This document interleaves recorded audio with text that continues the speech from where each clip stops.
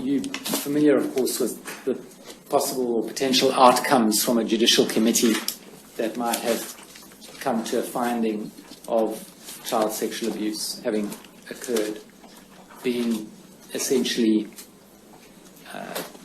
a repentance, acceptance of repentance, and therefore removal from position, maybe removal of privileges but staying in the congregation, or disfellowship. Those are the essential outcomes, aren't they? Essentially. Yes. So if someone is in the congregation is found to have committed sexual abuse and the judicial committee finds them sufficiently repentant, then they remain in the congregation. Is that right? Yes. And if they are not sufficiently repentant, then they will be disfellowshipped, which means they're out of the congregation. Yes. And the repentance, of course, would come with an acceptance that they had done what they were accused of having done. Yes. Yes. And if the repentant wrongdoer was a wrongdoer in relation to one of his or her own children, they would go back into the family. As far as I understand, yes. Unless there was a report to the authorities. Well, normally yes. And intervention by the authorities. But insofar as the organisation's own steps are concerned, that would be the ordinary course. Yes. And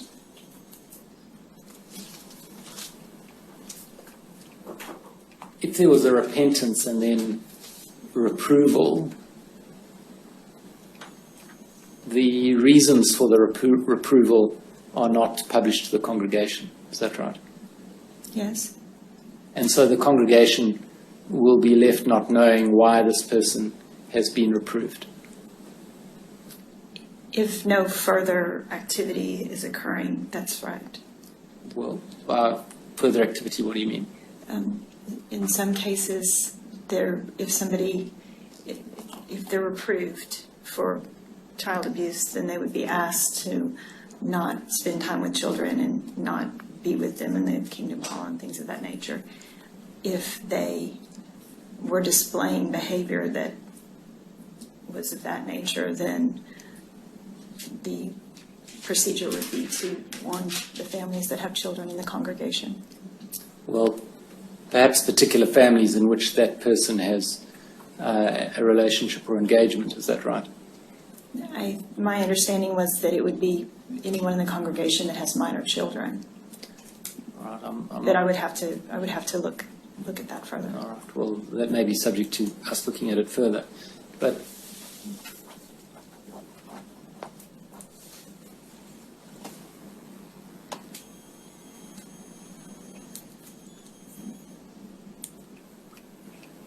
You accept, and I think you've written or spoken on this subject, you accept that a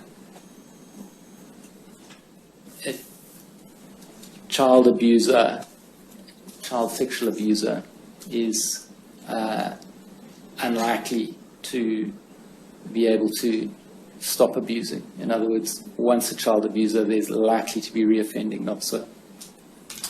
It's a very complicated question, but once somebody abuses, once their internal mechanisms of control have allowed them to cross that line once, I don't have confidence in those internal mechanisms of control for the future. And so really positive steps need to be taken to ensure that such a person doesn't have access or opportunity. Yes. Would that be right? And that ability to take effective child-safe action, given what we've just been through, it doesn't exist in the Jehovah's Witnesses' current procedures, does it? Well, yeah, I don't think it's just the current procedures. I don't think that they have the authority to remove a child from a home Well, that certainly. But if the law would require them to report, then they say they would report, not so. Yes. But in the absence of such a requirement, then they're not likely to report, or certainly not required by their documents to report to child protection authorities. Their documents say if there's a law that we are mandated to report, we report. And I find that's true for most religious organizations, that in the absence of a mandated reporter requirement, that they often don't report abuse. Well, that's of course the subject of some other inquiries or case studies within this Royal Commission. Of course, what's required, you agreed earlier, or said earlier, as I understand it, for current best practice is for an organisation to have a strong and effective relationship with child protection authorities. Yes. And that's absent in this case, isn't it? In the case of the Jehovah's Witnesses. I haven't examined particular cases to know whether they're cooperative with authorities or not. And my read of their statements and the statement of the witness from the legal department is that they're instructed to be cooperative with the authorities. Where the authorities come forward and require them to do so. Not so. I mean, I withdraw that. Let's go back and deal with it at a documentary level. There's nothing that requires or even encourages elders to encourage others to report to the authorities. That's right, isn't it? What's required is that they are clear that it's the personal decision of the individual whether they're going to report or not. Yes. So the word encouraged is not used. I like the word encouraged. That particular word isn't used. What they say is that they should never be discouraged and that they should be clear that it's their right to do so and that nobody's going to criticize them if they go to the authorities. And you will have picked up through your reading of the policies and documents and teachings and so on, something of an antipathy to the secular authorities. It's a difficult relationship that the Jehovah's Witnesses have with the secular authorities. I haven't picked that up. And if that was found to be so, then you would accept, of course, that that element of a strong and constructive relationship is absent. If it was found that they don't have a strong and constructive relationship, would I accept that they don't have? No, if it's found that they have a relationship of antipathy with secular authorities, then that component of the best practice would not be met. I would really have to see what it was that was found before I could say.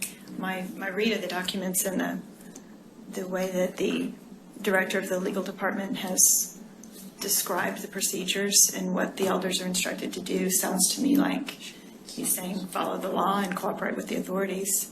And even in a case where somebody else reported to the authorities to cooperate with them, give them documents as required. So your opinion on that point is based on what he said in his statement? What he said in his statement and also the other documents that say we've never discouraged anyone from reporting to the police. There's no document that says that. We've never. There's a letter to the elders that says for many years we've encouraged we've told the elders to follow the law. Yes. Well, that's a different point, isn't it? So to the extent to which that opinion is based on Mr. Toole's statement as to what takes place, then if those aspects of the statement are not accepted by the Royal Commission, then your opinion would have to be revisited in that respect, wouldn't it? Sure. Because I'd like to suggest to you that the Jehovah's Witnesses policies and procedures with regard to raising and responding to child sexual abuse allegations are significantly deficient of current best practice. Currently? Yes. Do you accept that? That's your opinion? that is the position. It is, my opinion is irrelevant. I'm suggesting to you that it would be right for this commission to come to the conclusion, based on the evidence and on what you've had to say, that the Jehovah's Witnesses' current policies and procedures with regard to raising and responding to child sexual abuse allegations are deficient when measured against current best practice. Okay. So when it comes to what they're doing now, I find that much of what they're doing now is consistent with what I see in other religious organizations. If the question is, does it meet all current best practices? I would say it probably doesn't. There could easily be ways that many religious organizations could raise the bar and meet better practices. Is it right, though, to compare them with other religious organisations, or just what best practice should be, religious, school, or anything else? I find that the practices in different, for example, the practices in social service organizations tend to move along faster because you have more knowledgeable people who are working in the field. And then you have schools that move along faster. And I find that religious organizations, by and large, move more slowly in developing practices that relate to social services, these particular kinds of social services. So to compare them to, for example, a foster care organization, I wouldn't normally do that. I don't know what this commission will do. I don't know about whether comparison's the right way to go anyway. Isn't the object of all of this for us to try and work out and tell all institutions, whatever, this is the practice you should follow, not what the best religious practice is. This is the practice you should follow. I absolutely hope that that's the outcome. I mean, that's what I'm hoping for. And so that if we came here 5 years from now and someone said, what would you point to for the standard of care? I would say, look at the recommendations that came out of the Royal Commission. I mean, that to me is the hope.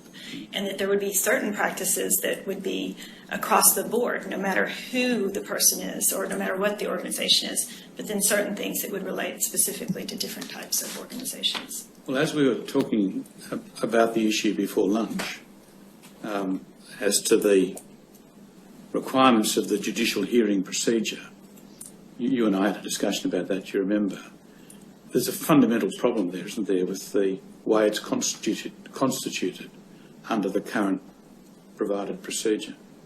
The way that what is constituted? The 2 men, then 3 men, then the survivor having to tell their story without moral support with the accused present. That process we talked about before lunch, and we agreed, I think, that that's not an appropriate process to follow. Correct? There are better ways. Absolutely. Now, can you help us from your knowledge of the Jehovah's Witnesses? As I understand it, those procedures are generated in part because of the structure of the organisation. Correct? Yes. How do they go about solving that problem and responding better to those who allege they've been sexually abused? And my understanding is that this practice is happening now, that there will, I'm sure, be other people who can speak to it. But from my perspective, they solve it by allowing a person who wants to come forward to have a support person with them, to speak to an elder. And if they would prefer to, I mean, there are some people who want to confront the person who abused them. Oh, there are some who do, but there's many who don't. Absolutely. And many don't want to be in the same room as the person who assaulted them. Or the same building. That's right. So, you know, from my perspective, I think the maximum number of choices that you can give to allow the person to speak in the way that's most comfortable for them. Everything from where do you meet to who's there to how is the information taken down. So I would say the maximum number of choices within their structure, that would probably look like giving them the option to write the letter, allowing someone else to speak who has listened to their testimony, having someone with them if they want to, or not meeting with anybody at all but submitting it in a letter. Because I understand it, what you're talking about runs into conflict with the Bible as the Jehovah's Witnesses understand it. It may with the piece of having more than one witness. Well, more than that, confronting your alleged wrongdoer is another component of it, isn't it? I think that I think that they allow the letter to act as the confrontation, that someone's reading it, it's the words of the person, and that person's being confronted.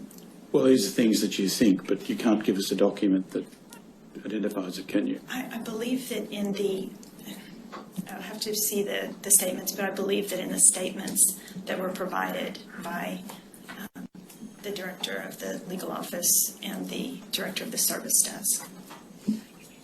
Now, how do we overcome the problem that your allegation won't be accepted if there isn't another witness? That's from the internal process. You know, that's a piece that's still going to be problematic for someone who doesn't have another witness. Which is going to be the case for many sexual assault cases, Yes. isn't it? It is. How do we deal with that? That's a tough one. Because for those who've been abused and traumatised, a complaint which they're required to make, which is then not found in their favour, has a potential to further traumatise, doesn't it? It is. It is. I mean, it's by no means an ideal place for someone's psychological well-being to be placed, is it? It's true. I'd like to move on, Dr. Applewhite, to the second issue that you address, or issue 4, as it's termed on page 7 of your report, which concerns information regarding the systems, policies and procedures in place within the church and the society, that's the Watchtower Society, to prevent child sexual abuse within the church. And as I understand the report, your conclusions on that issue are set out in, and therefore your opinions are set out in paragraphs 45 and 46, is that right? Yes. And the facts and assumptions on which you base that are set out in the preceding paragraphs 37 to 44. Yes. And just identifying the opinion in 45, you say, in my opinion, Jehovah's Witnesses were well in advance of other religious organizations in providing educational materials to parents and families. So I understand by your use of the past tense there, you're referring to the period of the 1980s and 1990s. Is that right? That's correct. And because you go on to say the quality of the materials they provided during that period, in other words, the 1980s and 90s, exceeded the standards of care for the time and continue to be more substantial than what many religious organizations offer parents and guardians today. So insofar as the quality of the materials provided by the Jehovah's Witnesses are concerned, you've set out in the preceding paragraphs what you rely on, and that's well understood. But of course, insofar as the standards of care for the time are concerned, in other organizations, that we can't see what you've based that on. Right, and we're back to the same problem that we had before, which was that I haven't laid out. For example, when was the first time that another or 10 other religious organizations first provided information to parents and families? I haven't set that out here. And what the quality of their material was. That's right. Yes. Well, there was very little of it, but that's right. And then also there's the component of it, of that sentence, that the quality of the materials provided by the Jehovah's Witnesses continue to be more substantial than what many religious organizations offer parents and guardians today. That suffers from the same difficulty for us. You see that? I do. And of course, by saying many religious organizations, that leaves us not knowing whether that's proportionately how many. I mean, many could still be a very small proportion. Sure. One doesn't really know where you see the Jehovah's Witnesses standing relative to current practices of provision of materials. Yes, and providing directly to parents and guardians information about sexual abuse, what to watch for, how to respond if their child discloses. That's been something that's developed in the post-2000 time frame, but I haven't provided you with information about, for example, the first year that those were provided in various religious organizations. And then in paragraph 46, you say since 2002, extensive programs of sexual abuse prevention have been initiated by other religious organizations, and the standards of care in this respect have developed significantly over the past decade. However, you say most of the efforts of these religious organizations have naturally focused on prevention within their own programming for children and youth. And then you say, which is what I'm really getting to, is in my own experience, I've not found examples in Australia of religious organizations that have provided parents, guardians, and general public with the quality or consistency of information about prevention and response to sexual abuse, or about how to support those who have been abused that Jehovah's Witnesses have provided in their publications. Of course, your experience in Australia is limited to those various Catholic organizations you identified earlier and some other participants of those educative programs. Is that right? When you say some other participants, they would be from religious organizations and social service organizations. Participants in educative programs run by you? Yes, but I've had contact beyond having an educational program where I've asked to review materials. I try to keep up with what are current policies in various religious organizations and other organizations that serve children. So I've asked for those materials and received them and reviewed them. You wouldn't be making the claim that you've kept up with materials that are provided by organizations directly to their members or into families, to parents and families. So what I would ask for is any educational programs that they're using and what those materials would be. And that would include things for their staff, for their volunteers, things for their clergy, things for foster parents, and also parents and children. All right, specifically, can you identify which organizations? That I've asked for those materials? Asked, received, and reviewed. I can't. I would have to go back to emails and correspondence and things of that nature to identify those organizations. And then you've, well, I'll come to the other opinions in a moment, perhaps. Just on this question of the clarity of the message, and undoubtedly some of these articles do have very clear messages, or to some degree, but there are one or two aspects I'd like to bring to your attention.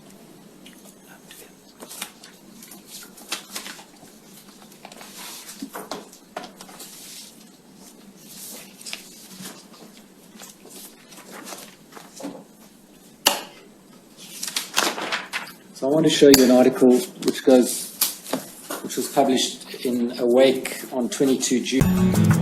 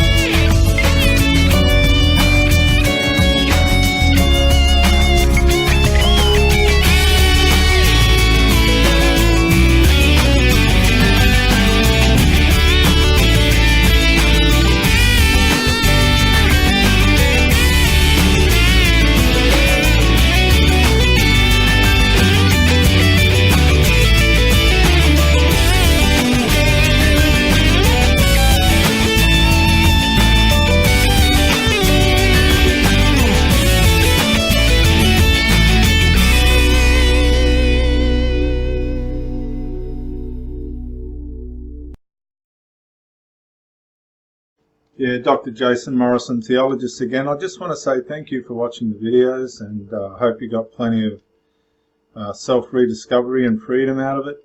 If you watched it on YouTube, please share or like, maybe even comment. If you watched it on Facebook, like, comment, share. But most of all, get out and live. This isn't a rehearsal. You've got a one-off life. Don't let your loyalty and your faithfulness blind you to the life that you should be experiencing. Till the next video, thank you for watching, and bye for now.